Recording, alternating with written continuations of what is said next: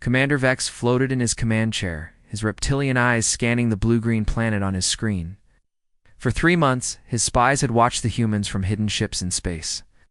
What they found made him laugh. "Sir, the humans are cowards," his officer reported. "Every time there's a problem, they sit around tables and talk for hours. They sign papers and shake hands instead of fighting. Our scanners show they get scared just thinking about war."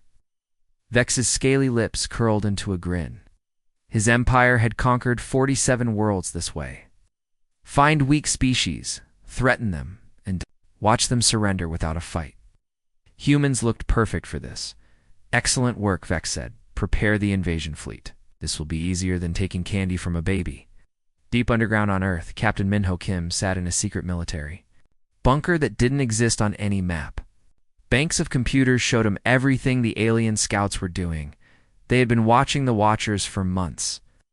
"Sir, they're buying it completely," said Colonel Ari Park, walking up with a cup of coffee. "I think we're peaceful flower children who are afraid of our own shadows." Minho smiled as he watched the fake diplomatic meetings on his screen. Every peace conference the aliens had observed was staged. Every treaty signing was an act. Even the scared politicians were actually trained military officers. "Perfect," Minho said. "They see diplomats having tea parties and think we're helpless.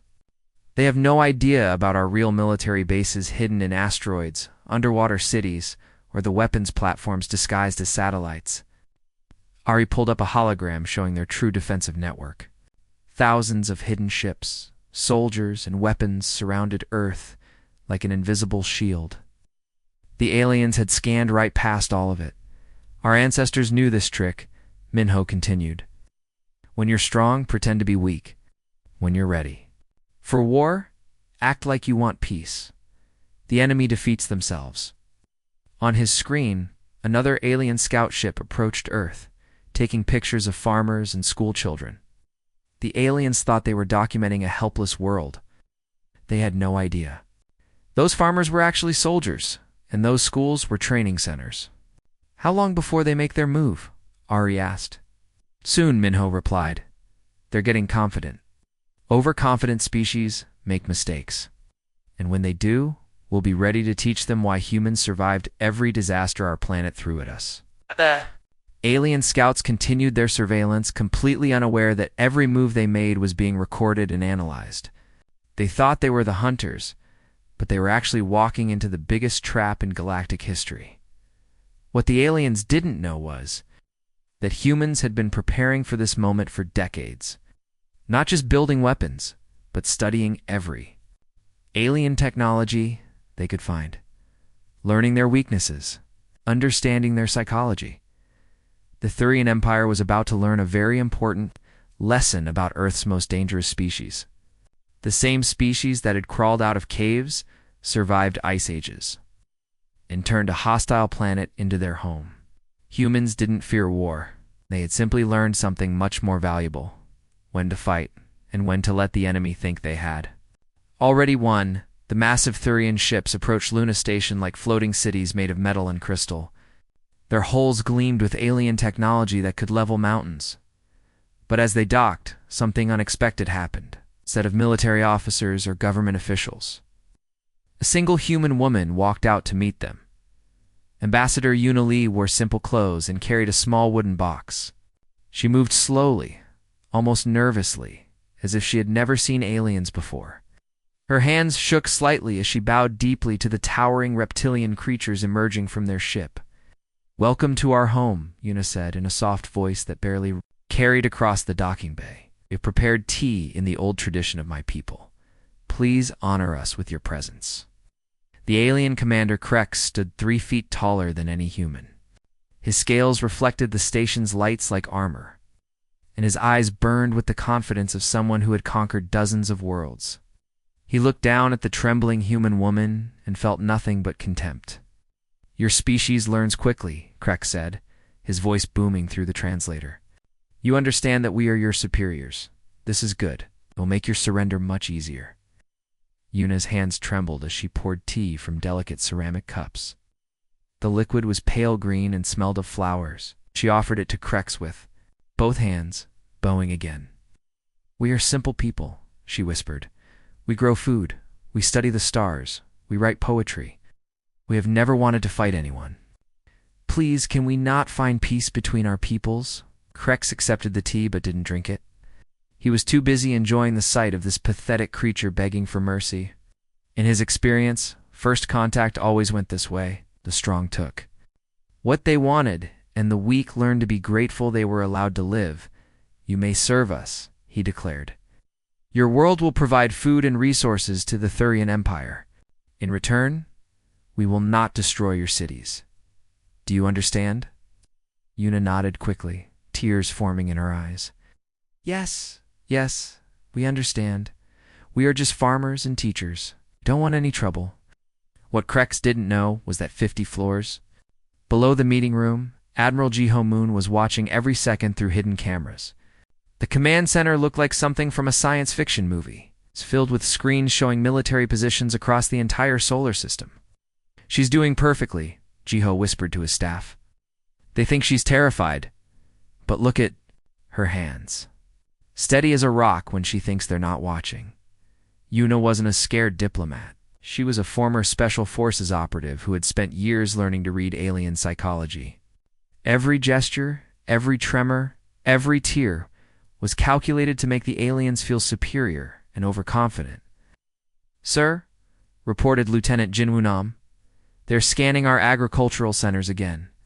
They still think our military bases are just farms and schools. Jiho smiled as he watched the alien scans pass right over their hidden weapon platforms. The Thurians were seeing exactly what humans wanted them to see. Peaceful settlements, farming equipment, and educational facilities. They had no idea that Earth's real military was hidden in places they would never think to look. Phase 2 begins. Tomorrow, Jiho announced. Let them think they've won. Bigger their ego gets, the harder they'll fall. Retromatha, morning sky turned dark as hundreds of alien warships blocked out the sun. People around the world looked up to see massive vessels hovering over every major city like storm clouds made of metal and death. The ships were so large they cast shadows for miles, and their engines hummed with barely contained power. Commander Vex stood on the bridge of his flagship, looking down at the blue planet below. His reptilian features twisted into what might have been satisfaction. This was always his favorite part of a conquest, watching an entire world realize they were about to become slaves. Open channels to all human communication networks, he ordered. Let them hear their doom. Every television, radio, and computer screen on Earth suddenly displayed the same terrifying image. Vex's scaled face filled the screens, his yellow eyes burning with the confidence of someone who had never lost a war. People of Earth, his voice boomed through translators in every human language. I am Commander Vex of the Thurian Empire. Your world now belongs to us. You have exactly 72 hours to surrender completely. Lay down any weapons, open your cities, and prepare to serve your new masters. The alien commander paused, letting his words sink in. Across the planet, people gathered around screens in homes, offices, and public squares. Children hid behind their parents. Adults stared in shock and fear. If you comply, Vex continued, some of you will be allowed to live as workers and servants. If you resist, we will turn your cities to glass and your oceans to steam. Choose wisely. You have 3 days. The screens went black, leaving Earth in stunned silence. Within an hour, President Hannah Jung called an emergency meeting. The world's leaders gathered in what appeared to be a hastily organized video conference. Hannah looked tired and scared, her hands shaking as she shuffled through papers. We need to discuss our options, she said, her voice barely above a whisper. This is not a decision any one person can make. We need time to consider what's best for humanity. The other world leaders looked equally terrified. The Prime Minister of Britain kept wiping sweat from his forehead. The President of Brazil couldn't stop his hands from trembling. Every single leader appeared to be on the verge of panic. Double quotes, maybe. We should consider their offer, suggested the Chancellor of Germany. If surrender means some of us survive, isn't that better than everyone? Dying? The cameras captured every moment of what looked like humanity's leadership falling apart under pressure. News networks broadcast the footage worldwide, showing a species that seemed completely unprepared for interstellar war. But deep beneath the Rocky Mountains, General Sungmin Ko watched the same broadcast with a broad smile, the underground command center around him buzzed with quiet activity as thousands of military personnel prepared for the real war to begin. They're completely convinced, Sungmin said to his staff. They think our leaders are cowards and our military doesn't exist. On his screens, he could see the alien ships maintaining their positions above Earth's cities. What the aliens didn't know was that every civilian cargo ship they had observed over the past months was actually a disguised military vessel. Every commercial satellite was a weapons platform. Every deep-sea research station was a submarine base. Major Haiwan Shin's voice crackled through the secure communication system from somewhere in the Pacific Ocean. Sir, our underwater fleet is in position. 67 attack submarines, all completely invisible to their scanners. They still think we're just a bunch of farmers and office workers? Sungmin nodded. Perfect. Let them enjoy their victory for 3 more days. Then we'll show them what happens when you threaten humanity's home. With only 30 minutes left on the countdown, Commander Vex felt the sweet taste of victory. His fleet had moved into perfect position around Earth, weapons aimed at every major city. The humans had sent no response, no desperate pleas for mercy, nothing, just silence. They've given up completely, Vex told his officers. Prepare to accept their surrender. This has been almost too easy. The alien commander looked at his tactical display, showing hundreds of Thurian warships surrounding the helpless blue planet. Earth looked naked and defenseless, with only a few small communication satellites and what appeared to be civilian space stations orbiting nearby. Sir, we're detecting some unusual energy readings, reported his sensor operator. A nervous-looking alien with 4 eyes. Probably their primitive power plants shutting down, Vex dismissed. They're preparing to surrender their infrastructure to us, but the energy readings kept growing stronger. The Thurian sensors began picking up massive power signatures that seemed to be coming from empty space itself. Suddenly the void around Earth erupted with light. Ships appeared everywhere. Not just a few vessels, but hundreds of them, materializing out of nothing, like ghosts becoming solid. Sleek human warships uncloaked all around the Thurian fleet, their hulls gleaming with advanced armor and weapons that definitely hadn't existed. During first contact, what in the name of the Empire? ... Vex began, his scaled jaw dropping open. His communications officer looked up in panic. Sir, we're being hailed on all frequencies simultaneously. Captain Minho, Kim's voice filled every Thurian ship at once, calm and confident. Surprise, Commander Vex. Did you really think we'd show you our real military during a friendly first contact? That would be terribly impolite. Vex's sensors were going crazy, detecting ships that hadn't been there seconds before.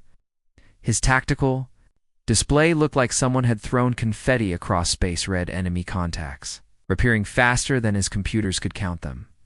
Impossible, Vex roared. Our scans showed no military capability. You're farmers and poets. Minho's laughter echoed through the alien ship.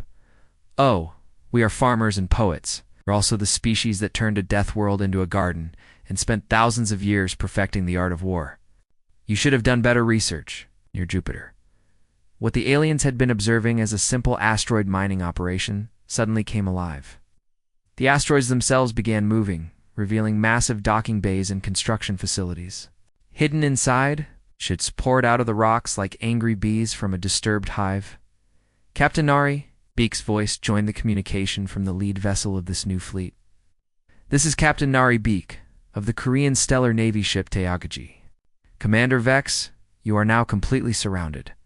Your fleet is outnumbered 3-1, and we have the tactical advantage. Vex looked at his display in horror. Where there had been empty space moments before, there were now human ships on all sides. Above, below, and around his fleet, sleek vessels moved with precision that spoke of years of training and preparation. The final shock came when a massive human dreadnought uncloaked directly above Vex's flagship. Admiral Jehomoon's face appeared on the main screen, wearing the calm expression of someone who had just revealed a winning hand in poker. "Commander Vex," Admiral Jeho said politely, "I believe you have something that belongs to us, specifically our planet and the space around it. We'd like it back now." The Thurian fleet found themselves in the worst possible tactical position, completely surrounded by an enemy that had appeared from nowhere. In space that the enemy controlled completely. "How?" Vex whispered. "Simple," Jeho replied. "We learned a long time ago that the best way to win a war is to make sure the enemy never sees it coming." The battle began at exactly 1437 Earth. Time and ended at 1451. 14 minutes that changed the balance of power in the galaxy forever. Commander X had fought dozens of wars across the stars. His massive dreadnought was the size of a small city, bristling with weapons that could crack planets, had used it to intimidate entire civilizations into surrender without firing a shot. The mere sight of its dark hull and glowing engines was usually enough to make enemy leaders fall to their knees. But as the first human ships opened fire, X realized this wouldn't be like any battle he had ever fought. The human vessels were tiny compared to his ship, some no bigger than fighter craft. They moved like dancers, weaving between his weapon fire with impossible precision. Their attacks weren't random either. Every shot hit exactly where it would cause the most damage with the least destruction. "Shield generators offline," his engineer reported in panic. "They're targeting our power relays. Engine control is down," shouted another officer. "They hit our navigation systems. Weapon systems failing across all decks." Vex watched his tactical display with growing horror. The humans weren't just shooting at his ship, they were performing surgery on it. Each attack disabled specific systems while leaving the hull intact. His massive dreadnought was being taken apart piece by ships one-third its size. "Impossible," Vex screamed, slamming his clawed hand on his command chair. "How are they targeting our critical systems so precisely?" "These systems are buried deep inside our ship." Captain Minho Kim's voice came through the com with the patience of a teacher explaining something to a slow student. "We've been studying your ship designs from our surveillance data for months, Commander. Every energy signature, every structural weakness, every system layout. We also invented something your species apparently never learned. It's called tactics." The truth hit Vex like a physical blow. While he thought he was hunting helpless prey, the humans had been studying his ships. Like scientists examining insects. They knew where every critical system was located, how his weapons worked, and exactly how to disable them without destroying the crew. Across the battlefield, Lieutenant Jinwoo Nam sat in a room filled with computers and screens that looked like something from a fantasy movie. He had spent 3 years learning every detail of alien technology, and now he was putting that knowledge to devastating use. "Sir, I've hacked their communication networks," Jinwoo reported to Admiral Jeho. "Your ships can't talk to each other anymore. They can't coordinate any kind of organized retreat." Jinwoo's fingers flew across holographic keyboards as he turned. The Thurian Empire's own technology against them. Their advanced communication systems became weapons in human hands, spreading confusion and false orders throughout the alien fleet. On the human ships, Colonel Ari Park was leading something even more shocking: boarding operations.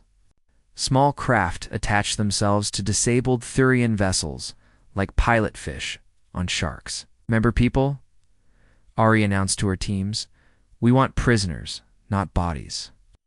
These aliens came here expecting easy prey. Let's show them what real soldiers look like. Capture their command centers, but defend yourselves if they resist." The Thurian soldiers had never faced an enemy that moved with such coordination and precision. Human troops flowed through their ships like water, neutralizing resistance with non-lethal weapons when possible, but showing no mercy to anyone who threatened them. In 14 minutes, humanity had turned the Thurian Empire's invasion fleet into floating scrap metal. Not through overwhelming firepower or superior numbers, but through something far more dangerous: superior knowledge, preparation, and the kind of tactical thinking that came from thousands of years of warfare. The hunters had become the hunted, and they never saw it coming. The survivors of the Thurian fleet limped away from Earth like wounded animals. Their proud warships now sparking hulks barely capable of faster-than-light travel. Commander Vex's flagship was missing half its weapons, and most of its shields. He had expected to return home with news of another easy conquest. Instead, he was running for his life. Sir, the humans aren't pursuing us," reported his damaged sensor array operator, relief evident in his voice. Vex allowed himself a moment of hope. Perhaps the humans were content with defending their world. Perhaps they would let the survivors escape to lick their wounds and contact. Multiple human ships on approach. The hope died instantly. On Vex's cracked tactical display, sleek human vessels appeared like sharks sensing blood in the water. They moved with terrifying purpose, not rushing, but maintaining a steady, relentless pace. Admiral Jehomoon's voice came through the static-filled communication system. "Commander Vex, you came to our home uninvited. Now you get to see what we do to guests who threaten our family." The chase began immediately, but it wasn't like any pursuit Vex had ever experienced. The humans didn't try to destroy his fleeing ships outright. Instead, they followed like patient predators, striking at specific targets with surgical precision. First, they hit the Thurian supply depot at Kepler Station. The facility that had fueled alien expansion for decades was neutralized in minutes. No civilian workers were harmed, but every weapon stockpile, every military ship, and every strategic resource was either destroyed or captured. Captain Suyang Lim commanded the human stealth ships, vessels so advanced they could hide in plain sight. She had spent her entire career studying alien technology, learning their weaknesses, preparing for this moment. Target acquired, Suyang reported as her invisible ships approached another Thurian convoy. 3 supply ships carrying weapons to their forward bases. No escort vessels detected. The alien supply crews never saw the attack coming. One moment they were traveling through empty space, the next their ships were disabled and boarded by human forces who seemed to appear from nowhere. "How are they finding our convoys?" Vex demanded, as reports poured in from across 3 star systems. Every supply route, every hidden base, every military installation was being hit with impossible accuracy. "Sir," his intelligence officer said. Nervously, "it appears they've been monitoring our communications for months. They know our supply schedules better than we do." Meanwhile, Commander Teono was launching something even more devastating than military strikes. From a hidden ship equipped with advanced broadcasting technology, he began Phase 2 of humanity's information warfare campaign. Beginning psychological operations, Teon announced to his team, "Target every Thurian communication network." In the sector, the broadcasts that followed weren't threats or demands for surrender. Instead, they were educational documentaries. Teon showed the Thurian Empire exactly what kind of species they had tried to conquer. Images of human history flashed across alien screens. The Battle of Thermopylae, where 300 Spartans held off an entire army. The DA landings, where humans crossed an ocean to fight tyranny. The Siege of Stalingrad, where an entire city refused to surrender despite being surrounded and outnumbered. "This is what you're fighting," Teon's calm voice explained to the terrified aliens. "Species that has spent 5,000 years learning to wage war, not against weak enemies, but against ourselves. Every tactic you know, we invented. Every strategy you use, we perfected centuries ago." The psychological impact was devastating. Thurian soldiers began to understand that they weren't fighting simple farmers or peaceful diplomats. They were fighting the descendants of warriors who had turned warfare into an art form. Vex watched his empire's military power crumble. His human forces struck target after target. But what terrified him most wasn't the destruction. It was the precision. The humans weren't just winning, they were demonstrating complete control over the battlefield. This wasn't about conquest or revenge. This was about sending a message. To the entire galaxy, Earth's children had grown up, and they were nobody's prey. Across the Thurian Empire, something unprecedented began happening. Instead of jamming alien communication networks or destroying their broadcasts, humans did something far more terrifying. They took them over completely. Every screen in Thurian space suddenly displayed the same image: President Hannah Jung, sitting calmly in what appeared to be a simple office on Earth. She looked directly into the camera with a kind of quiet confidence that made hardened alien warriors feel uneasy. "Citizens of the Thurian Empire," Hannah began, her voice carried to billions of aliens across dozens of worlds. "We're not here to conquer you. We're not here to enslave you or destroy your worlds. We're here to educate you about exactly what kind of species you decided to threaten." The broadcast cut to images that made alien viewers gasp in shock and disbelief. Ancient human warriors charging into battle with nothing but bronze weapons and iron will. Medieval knights in armor fighting desperate battles against impossible odds. Modern soldiers storming beaches under devastating enemy fire. "What you're seeing," Hannah continued, "is 5,000 years of human military history. We didn't learn to fight aliens or monsters or robots. We learned to fight each other. We got very, very good at it." Dr. Min Jung Kung appeared on screen. Next, standing in front of a massive holographic display showing Earth's continents. She had spent her entire career studying warfare, from ancient tribal conflicts to modern space battles. Now she was giving the galaxy's most important history lesson. "Let me tell you about my people," Min Jung said with the calm authority of someone who had spent decades studying death and destruction.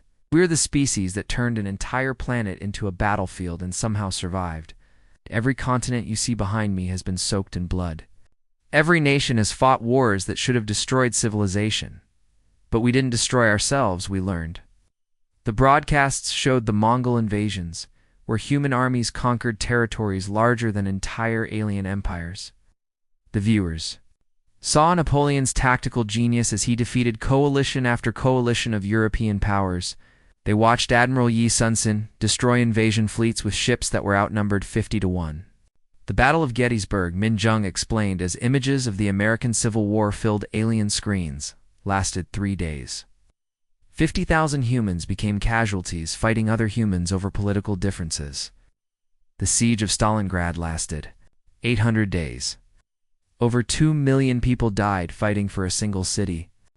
Thurian generals who had conquered dozens of worlds found themselves staring at their screens in growing horror. These numbers weren't possible. No species could survive conflicts of such magnitude and still function as a civilization. But the broadcasts continued. Day landings, where humans crossed an ocean to fight tyranny.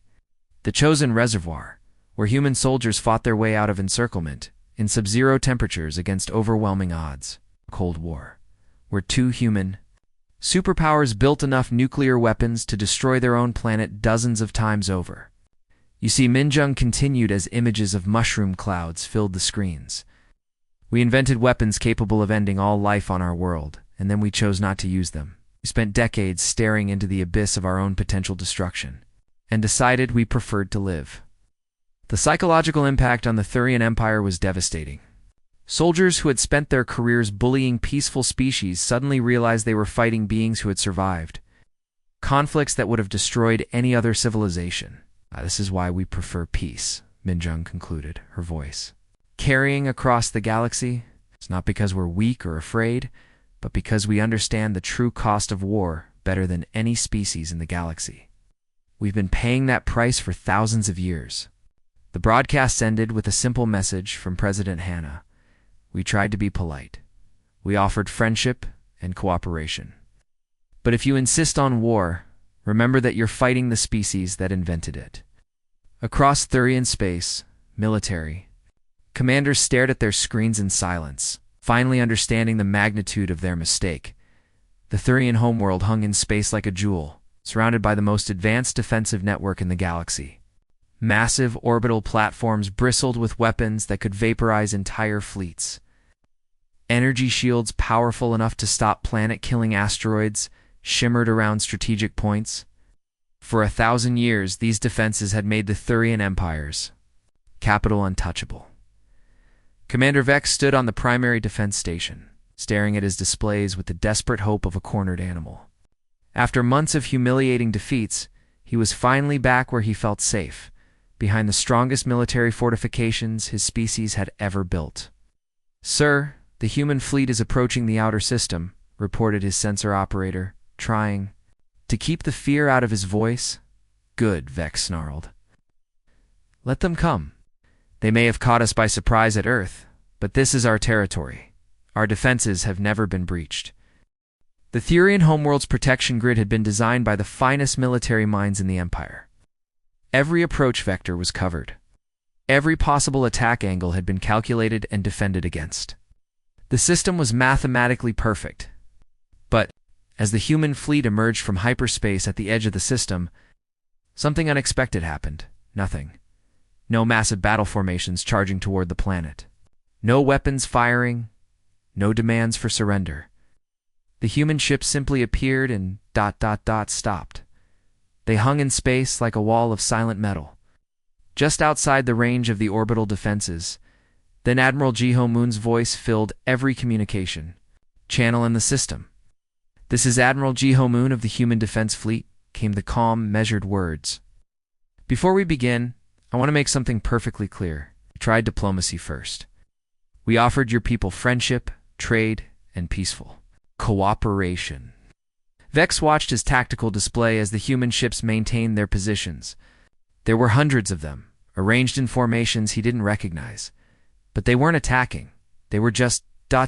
waiting. "We prefer peace," Admiral Jiho continued. "We always have. Peace allows us to explore the stars, create art, raise families, and build the kind of civilization we want our children to inherit." The pause that followed felt like an eternity. Across the Thurian homeworld, billions of aliens watched their screens, waiting for whatever came next. "But we are very, very good at war." The tactical display in front of Vex suddenly lit up with targeting solutions so precise and comprehensive that his mind struggled to process them. Every defensive platform, every orbital station, every weapons array, the humans had found ways to neutralize all of them simultaneously. "How?"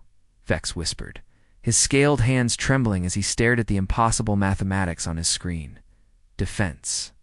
Minister Doyan Choi's voice joined the broadcast from Earth, carrying across the light years with crystal clarity. "Commander Vex, we're not here to conquer your world or enslave your people. We're here to ensure that what you tried to do to Earth never happens to anyone else, anywhere in the galaxy." The human fleet hadn't just arrived at the Thurian homeworld. They had positioned themselves with mathematical perfection.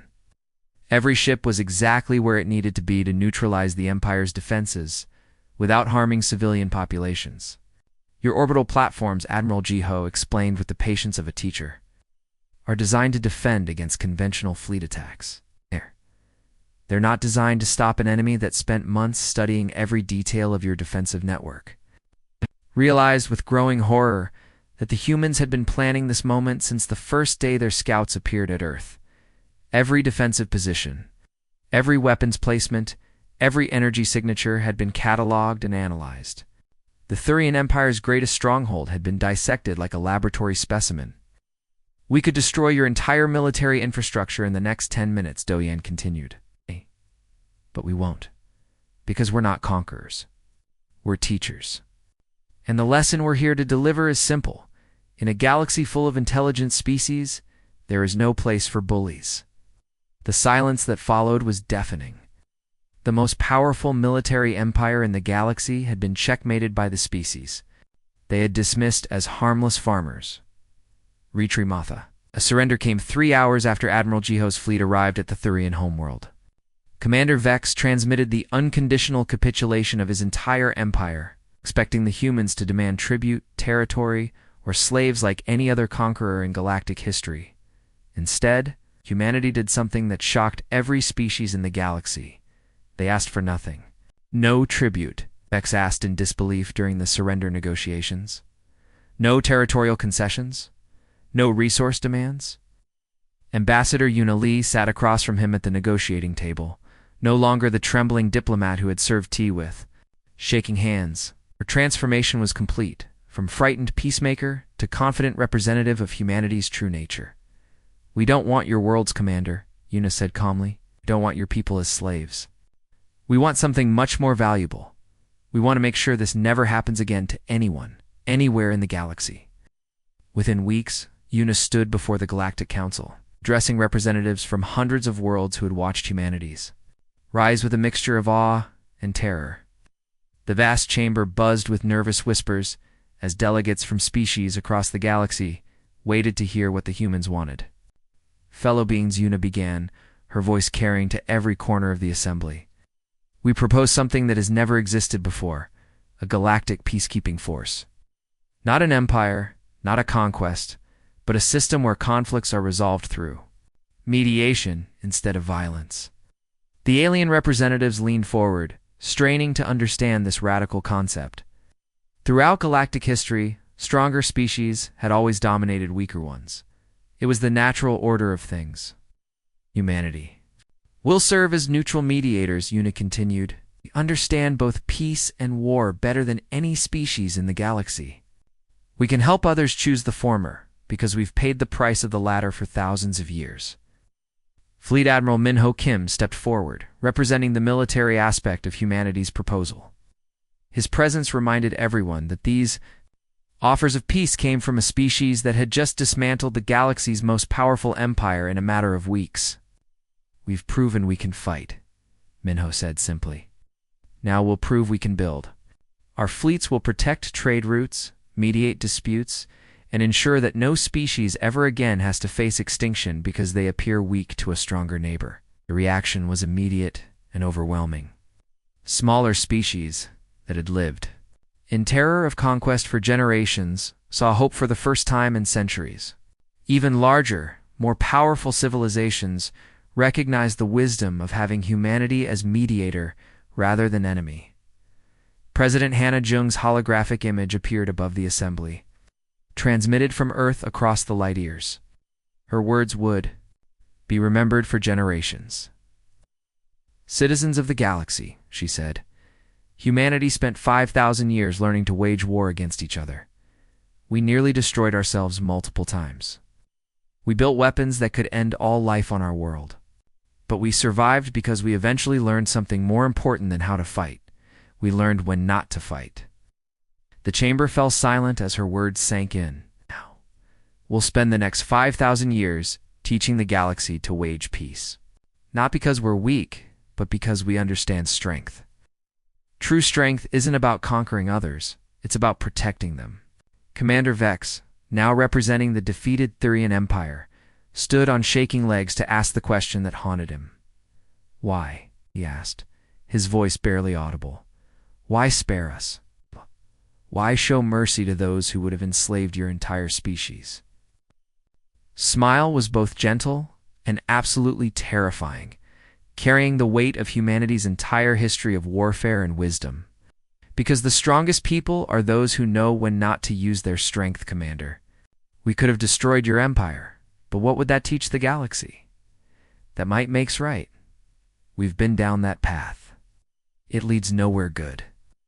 In the years that followed, the phrase human peacekeepers became legendary across the galaxy. Their ships appeared wherever conflict threatened, not as conquerors, but as protectors. Species learned that attacking the innocent meant facing beings would turn warfare into an art form, but chose mercy instead. The galaxy became a safer place, watched over by a species that had learned to be gentle because they understood, better than anyone, the terrible cost of not being gentle. The humans had been right all along. They did prefer peace. They were just very, very good at war. End of story.